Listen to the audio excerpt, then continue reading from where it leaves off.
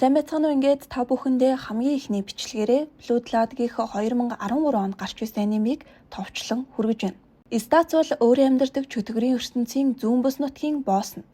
Тэр бол цус сурагч, мөн язгууртан гаралтай нэгэн. Эд хөрөнгө, хүч чадал гээд түүнд бүхий л зүйл бий. Гэвч түүний сонирхлыг ганцхан хүний ертөнцөл татна. Тэр хүний ертөнцийн бүхий л зүйл тайртай. Харин нэг л өдөр түүний амьдралыг өөрчлөвнийхэн гарч ирэх юм. Чөтгөрийн ертөнцөөс яагаад ч юм хүн гарч ирэх нь тэр. Түүнийг Фуюми гэдэг энэ ахлах ангийн сурагч охин гэнэт хүний ертөнцөөс чөтгөрийн ертөнцөд хүрээд ирнэ. Ингэхдээ стацийн эзэмшлийн нутагт ирчгэж байгаа юм. Хүн гарч ирсэн тухай чөтгөрүүд босстой хэлж стацад хүргэж өгнө.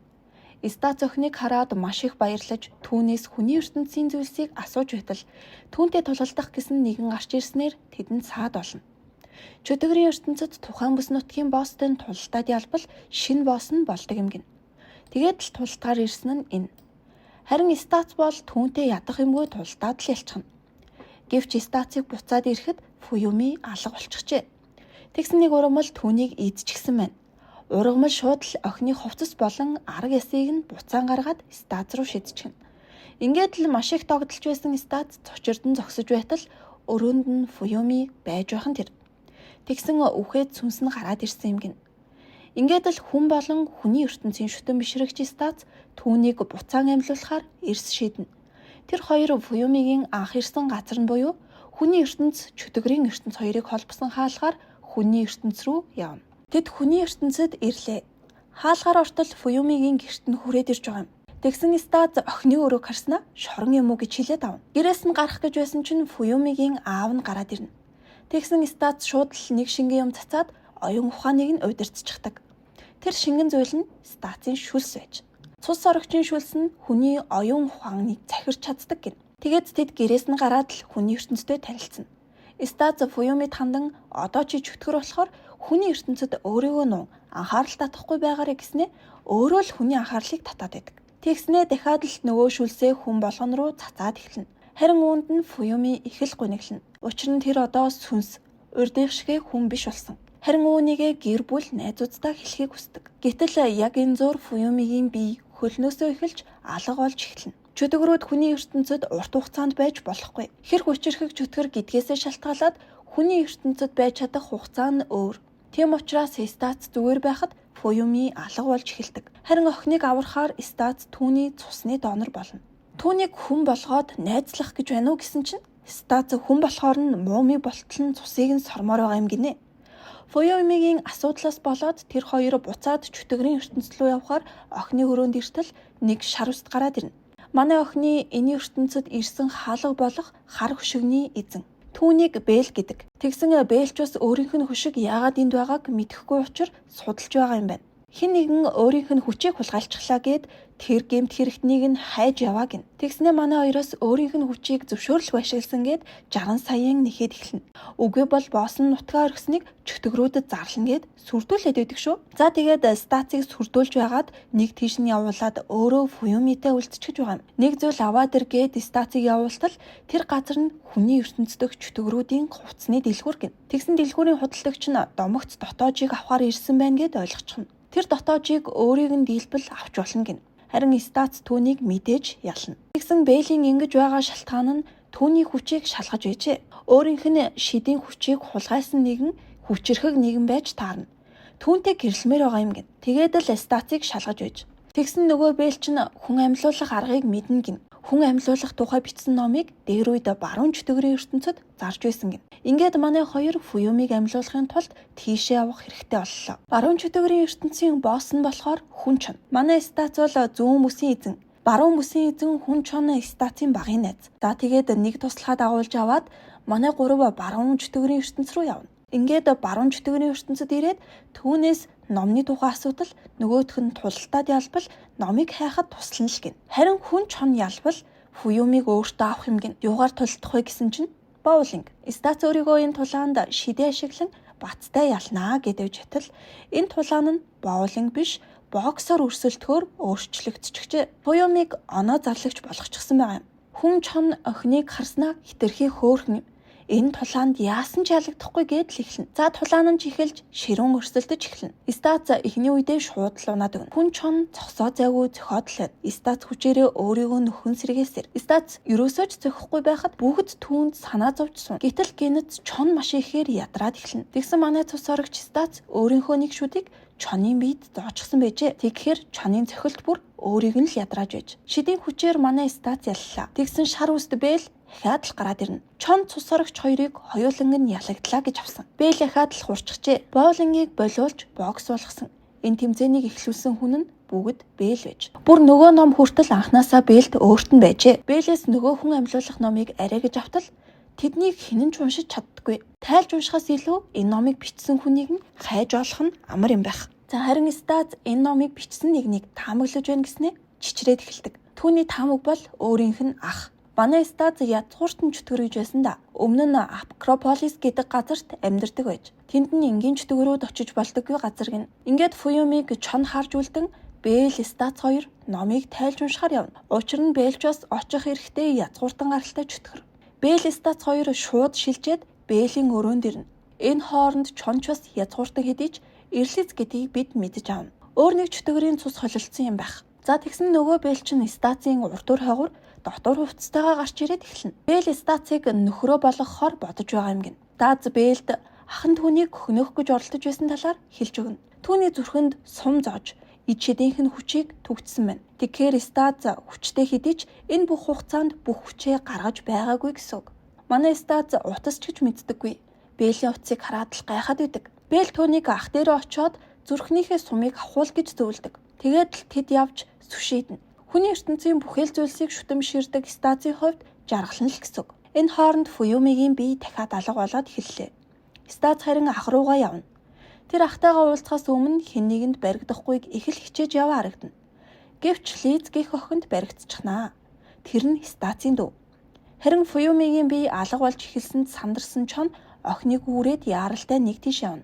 Тэр чөтгөрийн ертөнцийн галзуу эрдэмтэн Франкшнейнийг зоржээ. Стац харин дүүдээ баригдчихад тулалдаж гарна. Дүүн түүнийг гэр бүлийн гутам шиг гин. Түүнийг зүгтэж явсанд ууралдаг бололтой. Лиз Стацыг барьж аваад өөрийн шидийн хүчээр шоронд хорчихно. Лиз бол шоронгийн харгалзагч. Түүний тоглоомын хайрцаг нь энэ шорон. Стац шоронгоос гарах гэж үзээд бүтэхгүй. Тэгсэн дарж болохгүй гэсэн улаан товч хараад дарчихна. Тэр нь сорилт товч байж. Тэр улаан товч дээр дарах юм бол хоёр зомбитэй тулдах шаардлагатай болно. Нөгөө хоёр зомби Стацыг дийлээд буцаад шоронд нь хийчихнэ. Энэ хооронд Франкштейн охины биеийг үзээд цус орогчийн бүх цусыг нь сорж аваад амьдрах боломжтойг хэлнэ. За нөгөө талд Стацийн ах нь гараад ирнэ. Лизийг ахыгаа олоод хорсныг мэдчихэд ирж гаргана. Стац ахаасаа номны талаар асуух боломжтой боллоо. За нөгөө хэд дээр харин Бэл очижээ. Тэгээд Фуюмиг аврах арга ганцхан биш гэдгийг хэлж өгнө. Франкштейн худлаа хэлсэн байж. Стацийн ах харин яагаад түүнээс хүн амьлуулах гээд байгааг нь асууна. Лиз харин энэ бүхэнд уурлана. Тэр том ахтаа үнэлэгдхийг хичнээн хичээсэн ч том ах нь Стац ахыг нь л гэдэгт тэр маш ихээр гомддог байж.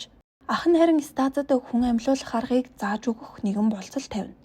Харин нөгөө талд Франкштейн охиныг аврах бас нэгэн болцол тавина. Тэр хоёр болцол яг адил.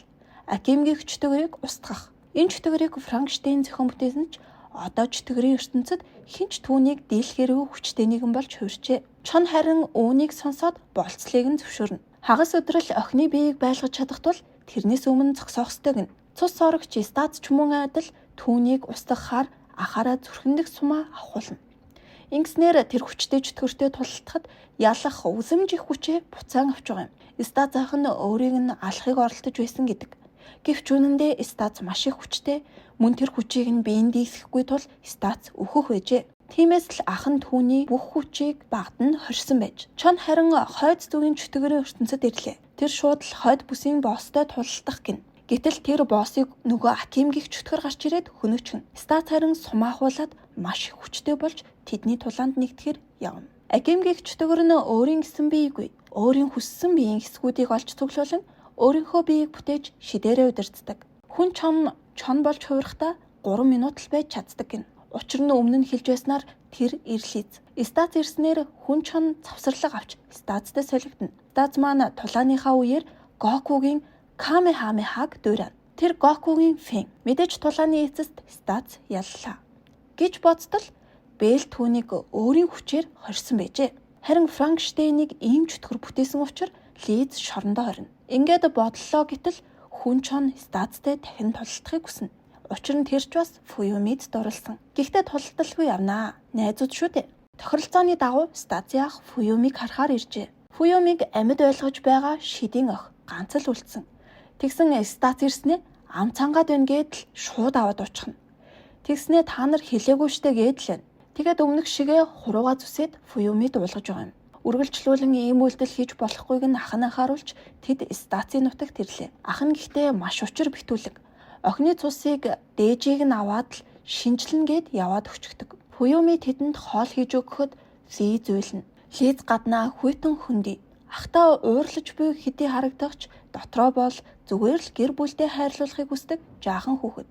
Лизийг өгн ах нь энд Стацийг саадуулж бай гэж үлдээсэн ч тэрний ачаар Лиз ахтайгаа мөн Фуюмитэй ч гэсэн илүү дотносож чаддаг. Лиз үргэлж ганцаарддаг байсан ч одоо түүний хажууд үргэлж хамт байх хүмүүс бий гэдгийг ойлгож эхэлнэ. Гэтэл Фуюми дахиад л алга болчихлоо. Лиз түүнийг босож явахыг хаалга онгоохыг ч сонсоогүй. Гэвч нэг зүйлийг мэдэж байгаа гэдгийг хэлнэ. Стацийн ах Брац Фуюмигийн цусны дээжийг авч байхдаа байршил тогтоогч суулгачихсан гин.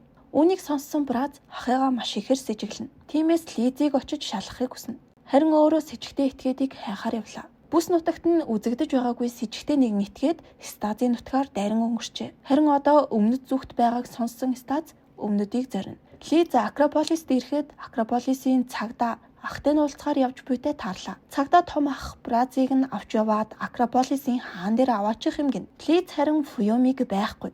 Мөн том ахыгаа баривчлагдсныг ч мөн Стац руу залгаж хэлнэ. Стац харин өмнөдийн нутагт өмнөдийн босстой уулзаж байна. Өмнөдийн босс нь цасан хүн. Цасан хүн Стацад сэжигтэй залуугийн байршлыг хэлж өглөө. Сэжигтэй залуу Фуюмитэй хамт байгаа нь үнэн. Бэл өмнө нь Фуюмид тусламж хэрэгтэй бол дуургаарай. Би хурч ирнэ гэд хонхоо өгсөн. Түүнийг нь дуургаснаар Бэл охиныг хаан байгааг мэдэж чадна. Ингэснээр Стацад хэлснээр хамтдаа сэжигтэй залуу дээр очтол тэр нь Бэлийн дүү байх нь тэр. Бэлийн ээж нь түүнд охиныг олж ирэх ажлыг даалгасан байжээ. Зөвхөн Фуюмиг л гих Стацыг харан Бэл дотроо шаналж байхад Стац яг л мэдсэн юм шиг түүн дээр ирэн бүх зүйлд намайг буруутгах гэж хэлнэ. Хэдий түүний яагаад шаналж байгааг мэдэхгүй ч надад уураа гарга. Би угаасаа муу залуу гэж хэлснээр Бэлийн сэтгэлийг догтлуулна. Сэжигтэй залуу буюу Бэлийн дүү харин Фуюмиг нэг газар авч ирэхэд тэнд нь Фуюмигийн аавтай яг адилхан чөтгөр байж идэг. Тэгээд харшид дагуулan орж Фуюмид даашин зүмсүүлээд л учир нь олдохгүй. Энд харин Стац бас Бэл чирнэ. Энэ газар нь Бэлийн гэр байж. Гэтэл нэг эмэгтэй гарч ирээд Стацад уурлан Фуюми миний хуучир цус сормоор байвал минийхийг л сор гэж хэлнэ. Тэр хүн Бэлийн ээж. Бас Фуюмигийн ээж. За энэ бүхнийг ээж нь тэдэнд тайлбарлаж өгнө. Бэлийн ээж Бэлтэй хамт хүний ертөнцөд ирдэг байжээ. Нэг өдөр хүний ертөнцөд явж байхдаа Фуюмиг ээжтэй нь явж байхад таарсан байна. Фуюмигийн ээж, Бэлийн ээж хоёр нь өөр ертөнцийн нэг хүн. Өөр ертөнцөд амьдардаг нэг хүмүүс бие биентэйгээ уулзах үед оюун ухаан болоод бие нь шууд нэгддэг юм байна. Тэгээд л хоёр ээж нэг хүн болчихож. За сайн ойлгохгүй байгаа ч тэгэхээр ерөнхийдөө бол Бэл, Фуюми хоёр эгч дүү хоёр. Стацтай харин Бэлийн аав уулзна. Энэ үеэр Бэлийн аав бас л Стацад тайлбарлаж өгнө. Хоёр ээж нь нэг хүн болчихсон учраас цаашид хэрхэн амьдрах талаараа ярилцаад эхэндээ бүгд хамт амьдрах талаар ярьж байжээ. Гэсэн ч хүн аав нь Фуюмигээ аваад ганцаараа өсгөнө гэдгээ хэлсэн байна. Хүн болон чөтгөр хамтдаа амьдрах боломжгүй гэж үтсэн учраас аав нь ийм шийдвэр гаргажээ. Тиймээс одоо Фуюмиг өөрийн охин мэт үзэж байгаа Бэлийн аав нь Стацаас түүнийг амьлуулж байгаа жинхэнэ шалтгааныг сонсхийг хүснэ. Стац харин өөрөө ч мэдэхгүй байгаа талаараа хэлдэг юм. Чөтгөр аав нь харин Стацад хараал гэсэн бичгтээ бууз өглөө. Тангараа хэлээд араас нь энэ буузыг идвэл хараал үйлчилж эхэлнэ гин. Фуюмиг аюулгүй байлгахын тулд ингэж байгаа юм байх. Гэхдээ тэр бууз нь жинхнээсээ хараал биш бөгөөд унтуулах бууз ээж. Зүгээр л Фуюмиг гих Стацын сэтгэлийг чөтгөр аав шалгасан байж. Хүн аав нь өмнөх удаад эхнэрээ орхихыг зөвшөөрсөн. Ийм учраас чөтгөр аав түүнээс дахин нэг хайртай хүнийг нь булааж чөтгөрийн ертөнцид үлдээхийг хүссэнгүй. Иймээс л Фуюми болон Стац нарыг буцаан явуулна. Стац охинд сэтгэлээ илчлээд ам орж буцаад хүний ертөнц рүү явахыг хүсэж байгаа эсхийг нь түүнээс асуухад охин амьдрахыг хүснэ. За энэ хүрээд энэ удаагийн аним дуусаж байна. Дуустал нь сонссон та бүхэндээ маш их баярлалаа. Дараагийн анимаар уулзцгаая.